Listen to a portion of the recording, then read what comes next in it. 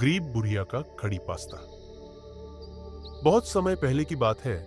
एक छोटे से गांव में एक गरीब बुढ़िया रहती थी। उसका नाम चंद्रमुखी था। उसके पास कोई परिवार नहीं था और वह अपनी छोटी सी झोपड़ी में अकेली रहती थी।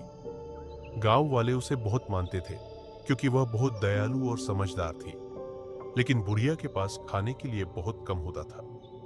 एक दिन उसके घर में केवल थोड़ा सा बेसन, कुछ दही और कुछ सूखा हुआ पास्ता बचा था।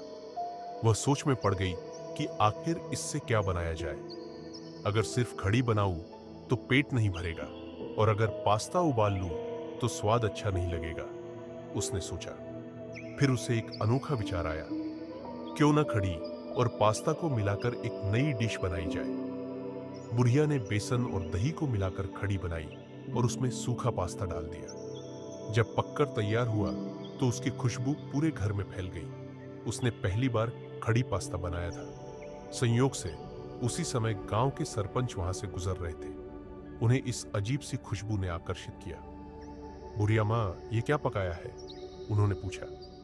बुढ़िया ने हंसकर कहा, सरपंच जी, ये गरीबी की देन है। न खड़ी पूरी है न पास्ता अकेला अच्छा लगेगा, तो दोनों को मिला दिया।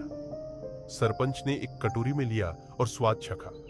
अरे, ये तो बहुत ही स्वादिष्ट है, उन्होंने चकित होकर कहा। गांव के लोग भी इकट्ठा हो गए और सबने मिलकर उस अनोखे व्यंजन का आनंद लिया। अगले दिन से गांव में कई घरों में खड़ी पास्ता बनने लगा और इसे गरीब बुढ़िया का पकवान कहा जाने लगा। इस तरह चतुर बुढ़िया की सूझबूझ ने गांव में एक नई स्वादिष्ट परंपरा की शुरुआत कर दी।